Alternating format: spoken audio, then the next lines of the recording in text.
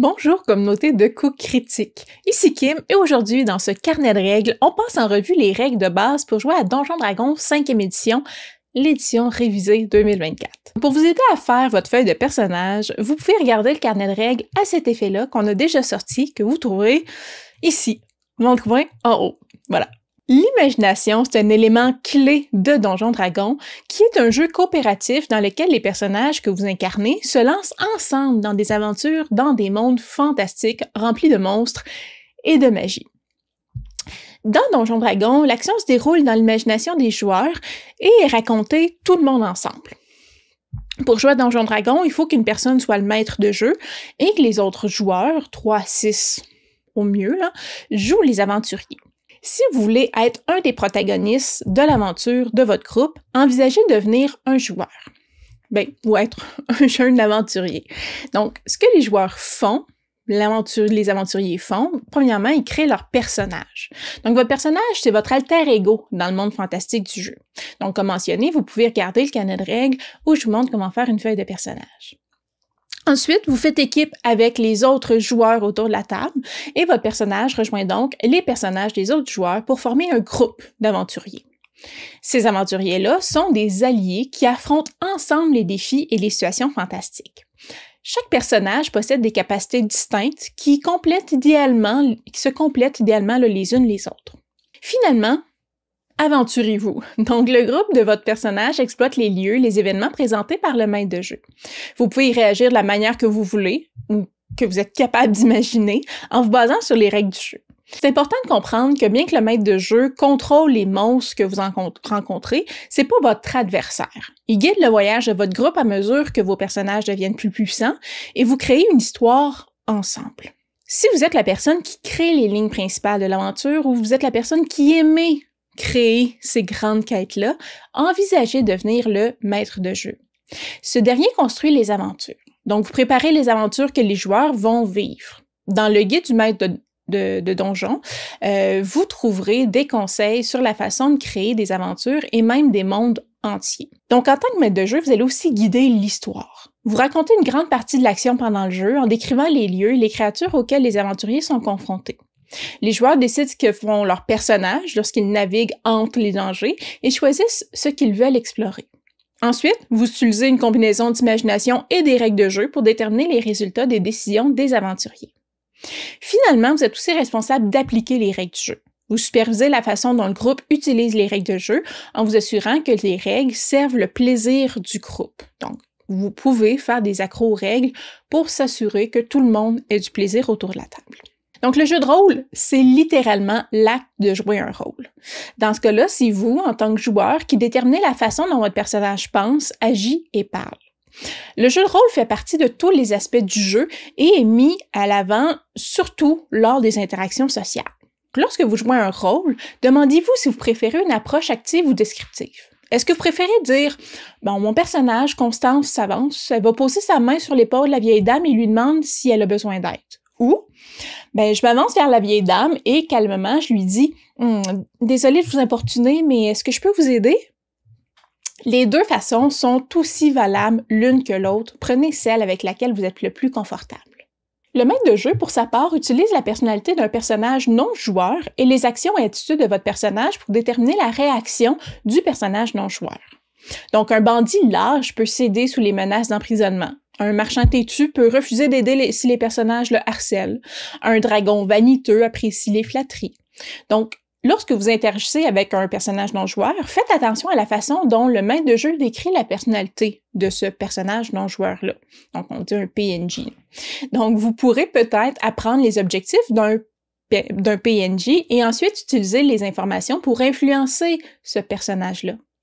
Si vous proposez aux personnages non-joueurs quelque chose qu'ils désirent ou vous jouez sur leur sympathie, leur peur ou leurs objectifs, vous pouvez nouer des amitiés, repousser la violence ou apprendre une information clé. En revanche, si vous insultez un fier guerrier ou parlez en mal des alliés d'un noble, vos efforts pour le convaincre ou le tromper vont probablement échouer lamentablement. Côté mécanique, le jeu utilise des ensembles de dés polyédriques. Donc les dés ajoutent un côté aléatoire au jeu. Ils aident à déterminer si les personnages et les monstres réussissent ce qu'ils tentent. Donc, les dés utilisés dans Donjons Dragons sont désignés par la lettre D suivie du nombre de faces. Donc, on parle d'un D4, d'un D6, d'un D8, d'un D10, d'un D12 et d'un D20. Par exemple, un D6, c'est un dé à 6 faces, le cube utilisé là, dans la plupart des jeux de société. Donc, lorsque vous devez lancer les dés, les règles vous indiquent combien de dés lancer d'un certain type, ainsi que les nombres à ajouter ou à soustraire à ce jet-là.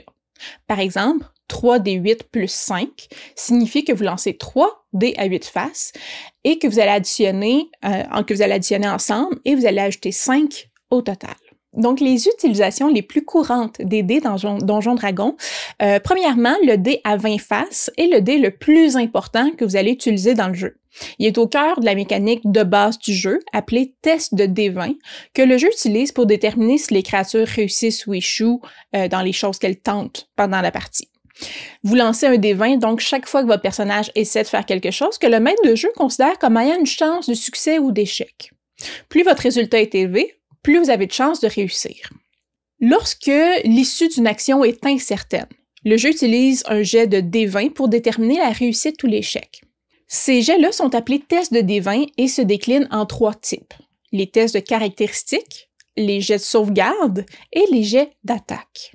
Un test de caractéristiques, c'est lorsqu'une créature ou un personnage utilise son talent et son entraînement pour tenter de surmonter un défi, comme forcer une porte coincée, crocheter une serrure, divertir une foule ou déchiffrer un code.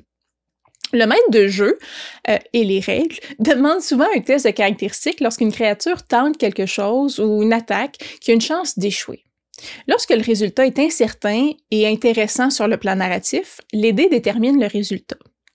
Donc, un jet de sauvegarde, pour sa part, représente une tentative d'échapper ou de résister à une menace, comme une explosion de feu, une explosion de gaz toxique ou un sort essayant d'envahir votre esprit. Vous choisissez généralement pas de faire un jet de sauvegarde. Vous devez en faire un parce que votre personnage est en danger. Le dernier type de test de D20, c'est les jets d'attaque. Donc, ces derniers déterminent si une attaque touche la cible que vous tentez de toucher. Donc, un jet d'attaque touche si le jet est égal ou supérieur à la classe d'armure de la cible. Les jets d'attaque, oui, se produisent généralement au cours d'une bataille, mais le maître de jeu peut également demander un jet d'attaque dans d'autres situations, comme une compétition au tir à l'arc, par exemple. Pour tous les types de tests de D20, le test fonctionne de la même manière. Premièrement, vous roulez votre D20. Vous voulez toujours obtenir un résultat élevé. Si vous avez un avantage ou un désavantage, selon les circonstances que votre maître de jeu va vous dire, vous lancez 2 D20, mais vous utilisez seulement le chiffre d'un seul d'entre eux. Donc, le chiffre le plus élevé si vous avez un avantage et le chiffre le plus bas si vous avez un désavantage. Ensuite, au résultat obtenu, vous ajoutez le modificateur de caractéristiques, de compétences qui va s'appliquer ou demandé par votre maître de jeu. Par exemple, pour savoir si vous êtes capable de retrouver votre chemin en forêt, vous ajoutez votre modificateur lié à l'habilité de survie. Pour un jet d'attaque, il s'agit de la force ou de la dextérité, dépendamment c'est quelle est votre arme ou quelle est votre classe de personnage. Donc, vous ajoutez aussi votre bonus de maîtrise si c'est pertinent. Chaque créature a un bonus de maîtrise, un chiffre ajouté lors d'un test de D20, d'une compétence, d'un outil ou d'une arme, dans lequel la créature, elle est compétente. Donc, le carnet de règles sur la création de personnages explique bien où et quand les bonus de maîtrise vont s'appliquer. Finalement, le maître de jeu comparera votre total à un nombre cible. Si le total du D20 et ses modificateurs est égal ou supérieur au nombre cible, le test est réussi. Sinon, le jet y échoue. Le maître de donjon détermine les nombres cibles et indique aux joueurs si leurs jets sont réussis ou échoués. Le nombre cible pour un test de caractéristique ou un jet de sauvegarde est appelé la classe de difficulté, donc le DC. Le nombre cible pour un jet d'attaque est appelé la classe d'armure, la CA, qui apparaît sur une feuille de personnage aussi ou dans le bloc de statistiques d'une créature. L'utilisation la plus courante des dés autres que le D20, c'est pour déterminer les dégâts quand vous attaquez.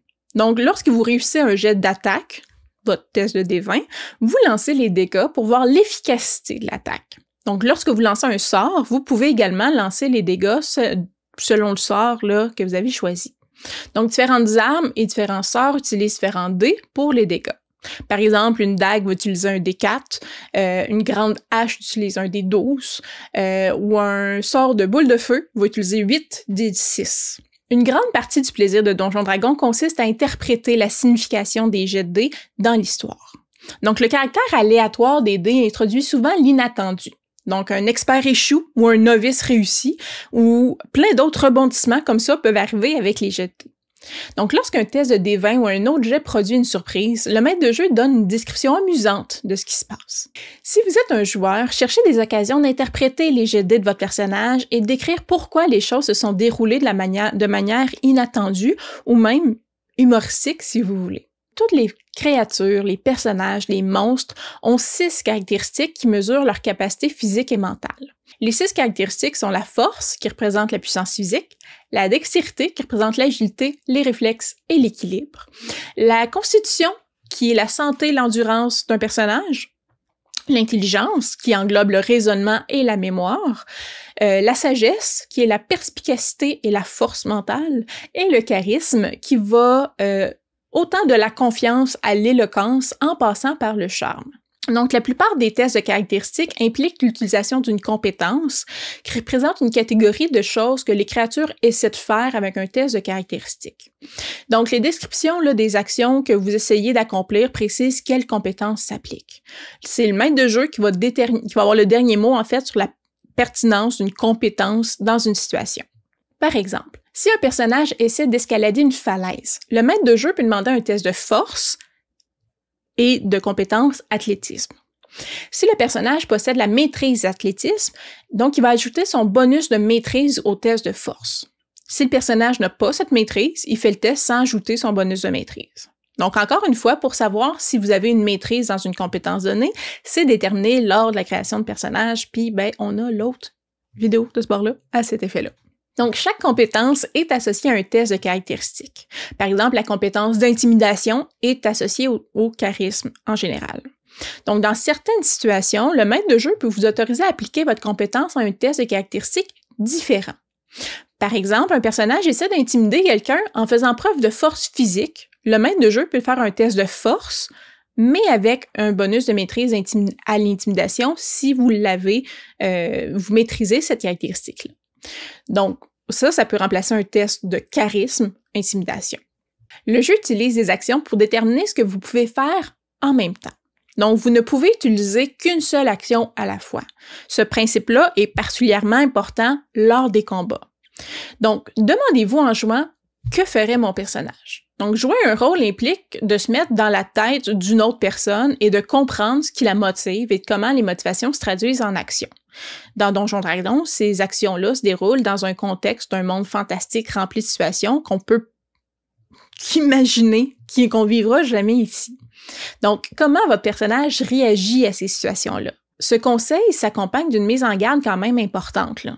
Évitez les choix de personnages qui gâchent le plaisir des autres joueurs. Donc, moi, je tuerais mon allié parce qu'il m'a menti. Ça peut gâcher le plaisir de pas mal du monde à table si c'est votre logique de personnage. Donc, vous êtes quand même le maître à bord du vaisseau qu'est votre personnage, là. Vous décidez c'est quoi son code moral, puis vous décidez c'est quoi ses réactions. Donc, créez un personnage qui va être agréable pour tout le monde autour de la table. Les actions peuvent également être utilisées dans d'autres situations que le combat. Dans une interaction sociale, vous pouvez essayer d'influencer une créature ou d'utiliser l'action de la recherche pour lire le langage corporel de la créature, mais vous ne pouvez pas faire les deux en même temps. Lorsque vous explorez un donjon, vous ne pouvez pas utiliser simultanément l'action de rechercher pour chercher des pièges et l'action d'aide pour aider un autre personnage qui essaie d'ouvrir une porte bloquée. Lorsque vous faites autre chose que vous déplacez ou communiquez, vous effectuez généralement une action. Donc, les principales actions dans le jeu sont celles que je vais nommer là, et se retrouvent principalement lors des combats, ou du moins on les nomme principalement lors des combats. Donc, attaquer avec une arme ou frapper à main nue, autant un ennemi qu'une porte qu'on essaie de défoncer, par exemple. Foncer, donc pour le restant du tour, principalement en combat, vous vous accordez un mouvement complet supplémentaire égal à votre vitesse. Vous pouvez aussi vous désengager en combat, donc votre mouvement ne provoque pas d'attaque d'opportunité d'un ennemi pour le reste du tour. Lorsque vous commencez le tour à côté de lui, vous voulez fuir. Vous pouvez esquiver. Donc, jusqu'au début du prochain tour, les jets d'attaque contre vous vont avoir un désavantage. Et lorsque vous faites aussi les jets de sauvegarde de dextérité, vous avez un avantage. Donc, condition-là disparaît là, si vous tombez inconscient, on s'entend. Vous pouvez aussi choisir d'aider un collègue, un allié. Donc, aider une autre créature lors de son jet de caractéristiques ou un jet d'attaque, ou vous pouvez aussi administrer les premiers soins. Vous pouvez vous cacher, donc faire un test de dextérité, discrétion. Vous pouvez influencer, donc faire un test de charisme qui inclut tromperie, intimidation, représentation ou persuasion, ou un test de sagesse, par exemple domptage des animaux, pour modifier l'attitude d'une créature. Vous pouvez aussi faire de la magie, donc lancer un sort, utiliser un objet magique, utiliser une fonction magique, c'est une action magique dans le jeu. Vous pouvez aussi simplement vous préparer ou mettre une action en attente. Donc, vous préparez à effectuer une action en réponse à un déclencheur que vous allez définir. Donc, je vais lancer une flèche, je vais attaquer si un ennemi s'approche de mon allié. Donc, vous attaquez pas tout de suite, vous attaquez seulement si la chose que vous nommez se produit. Vous pouvez aussi rechercher, donc effectuer un test de sagesse, perspicacité, médecine, perception ou survie pour découvrir quelque chose. Vous pouvez étudier, donc là c'est un test d'intelligence, donc arcane, histoire, investigation, nature, religion. Vous pouvez utiliser un objet, donc un objet non magique habituellement. Les personnages joueurs et les monstres peuvent également faire des choses qui ne sont pas couvertes par ces actions-là. De nombreuses caractéristiques de classe et d'autres capacités de vos personnages offrent aussi des options d'action supplémentaires et vous pouvez improviser d'autres actions si votre maître de jeu l'accepte. Donc, lorsque vous décrivez une action qui n'est pas détaillée ailleurs dans les règles du jeu, là, votre maître du donjon vous indique si cette action-là est possible et quel type de test de D20 vous devez effectuer. Il y a différentes caractéristiques de classe, différents sorts ou autres capacités qui vous permettent d'effectuer une action supplémentaire pendant votre tour, appelée action bonus. Donc, la capacité, action rusée par exemple, permet à un voleur d'effectuer une action bonus. Vous ne pouvez effectuer une action bonus que lorsqu'une capacité spéciale, un sort ou une capacité de jeu stipule que vous pouvez faire quelque chose en tant qu'action bonus. Sinon, vous en avez juste pas à faire. Aussi, certaines capacités spéciales, sorts et situations vous permettent d'effectuer une action spéciale appelée réaction. Donc, une réaction, c'est une réponse instantanée à un déclencheur quelconque qui peut se produire pendant votre tour ou celui de quelqu'un d'autre. L'attaque d'opportunité, qui permet d'attaquer hors de notre tour lorsqu'un ennemi s'éloigne de nous, c'est un exemple de réaction possible dans le jeu. Lors d'un combat, vous avez habituellement le droit de bouger une distance équivalente à votre vitesse. Vous avez le droit à une action et une action bonus lors de votre tour et une réaction entre la fin de votre tour et le début de votre tour suivant. Donc, certaines habiletés de classe vous permettent d'avoir davantage d'actions, mais c'est vraiment dépendant du personnage et de la classe que vous avez choisi. Donc, un combat typique, c'est un affrontement entre deux camps. Donc, une rafale de coups d'armes, de feintes, de parades, de jeux de jambes et de lancers de sorts qui opposent deux clans ennemis pour le moment. Donc, le jeu organise le combat en un cycle de rounds et de tours. Donc, un round présente environ 6 secondes dans le monde du jeu. Au cours d'un round, chaque participant de la bataille a droit à son tour de jeu. L'ordre des tours est déterminé au début du combat lorsque tout le monde va lancer l'initiative. Donc, une fois que tout le monde a joué son tour, le combat continue un autre round et ainsi de suite jusqu'à temps que le combat, tous les ennemis soient vaincus ou que votre groupe chubille. Le combat se déroule selon les étapes suivantes. Premièrement, établir les positions. Le maître de jeu détermine où se trouvent tous les personnages et tous les monstres sur l'espace de combat. Donc, compte tenu de l'ordre de marche des aventuriers ou de leur position indiquée dans la salle ou dans un autre lieu, le maître de jeu va déterminer où se trouvent les adversaires, à quelle distance et dans quelle direction. Vous pouvez jouer un combat autant sur une carte sur votre table de jeu que seulement dans votre esprit en décrivant les positions de vos actions. Deuxièmement, vous lancez l'initiative. Donc, toutes les personnes impliquées dans le combat lancent l'initiative, déterminant l'ordre des tours des combattants. Il s'agit d'un test de D20 auquel vous ajoutez votre modificateur d'initiative. Troisièmement, Vous jouez à tour de rôle. Donc, chaque participant qui participe à la bataille joue son tour dans l'ordre d'initiative. Lorsque tous les participants au combat ont eu leur tour, le round se termine et on répète cette étape-là jusqu'à ce que le combat cesse. Donc, le combat se termine lorsqu'un camp ou l'autre est vaincu, ce qui peut signifier que les créatures sont tuées ou assommées, ou se sont rendues, ou ont carrément fui. Donc, le combat peut également se terminer lorsque les deux camps conviennent d'y mettre fin. Lorsqu'une créature tombe à 0 point de vie, habituellement lors d'un combat, elle meurt immédiatement ou tombe inconsciente. Donc, les morts instantanées arrivent pour des raisons quand même assez précises. Premièrement, c'est la mort d'un monstre. Donc, un monstre meurt dès qu'il tombe à 0 point de vie, bien qu'un maître de jeu puisse ignorer cette règle-là pour un monstre individuel et le traiter comme un personnage s'il veut. Deuxième raison pour une mort instantanée, donc, une créature meurt si son maximum de points de vie atteint 0. Donc, certains effets de drainage vital réduisent le maximum de points de vie d'une créature. Donc, si votre nombre de points de vie maximal tombe à 0, vous ne pouvez plus regagner de la vie, vous mourrez.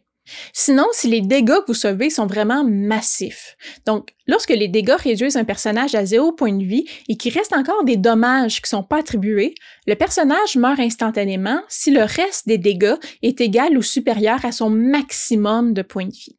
Par exemple, votre personnage a un maximum de points de vie de 12 et il lui reste en combat présentement 6 points de vie.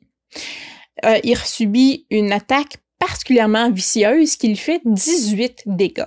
Donc, votre personnage tombe à 0 point de vie, mais il reste 12 points de dégâts qui ne sont pas attribués. Donc, le personnage va mourir instantanément parce que 12 des dégâts non attribués, c'est égal à son maximum de points de vie. Si votre personnage meurt, les autres personnages, vos alliés, pourraient trouver un moyen magique de le ressusciter, comme avec le sort Résurrection des morts. Vous pouvez également discuter avec votre maître de jeu de la possibilité de créer un nouveau personnage pour rejoindre le groupe, mais avec une nouvelle personne.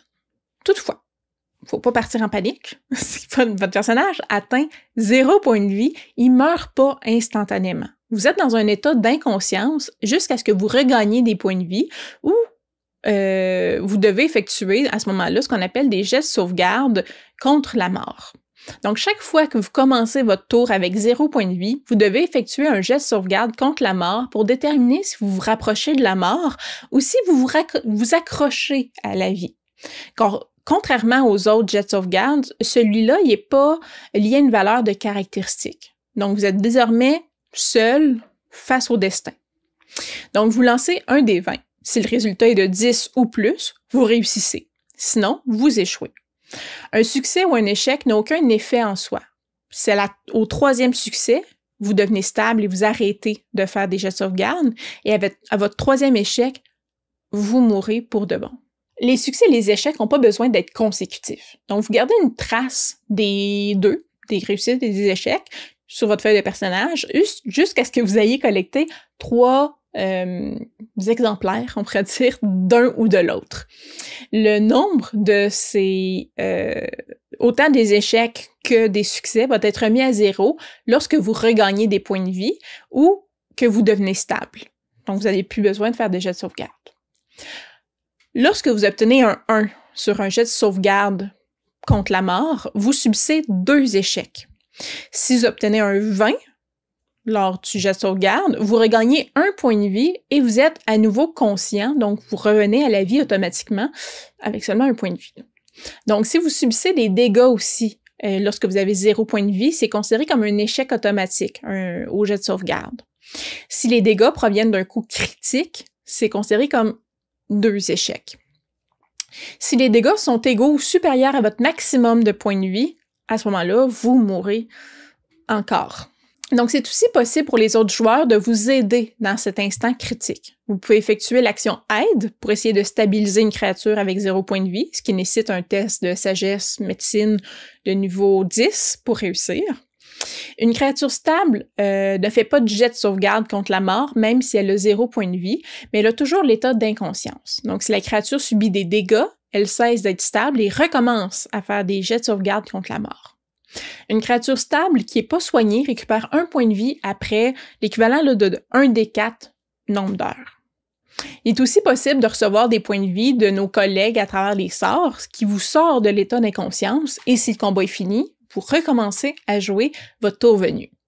Donc, c'est probablement les principaux éléments pour pouvoir jouer à Donjons Dragons. Donc, on a parlé des combats, on a parlé des jets de dés, on a parlé des différents types d'actions, de comment improviser un peu les rôles de tous et chacun. On a fait pas mal le tour des règles, et sinon, pour des personnages spécifiques, vous pouvez suivre l'autre carnet de règles ou tous nos vidéos qui parlent des différentes classes de personnages de Donjons Dragons. Bien entendu, il y a d'autres éléments qui s'ajoutent au jeu, d'autres règles qui vont s'ajouter, mais ceux nommés dans ce carnet de règles-ci vous permettent de vous débrouiller sans gêne lors de vos premières parties. Donc, si vous avez des questions, n'hésitez pas à les écrire en commentaire. Si vous voulez être informé de la sortie des autres vidéos de ce genre-là, abonnez-vous à notre chaîne YouTube, abonnez-vous, j'ai de la misère, à notre page Facebook. Vous pouvez aussi faire un tour sur notre Patreon pour avoir toutes les vidéos une semaine à l'avance. Et bien, sur ce, je vous souhaite bonne partie. Bye!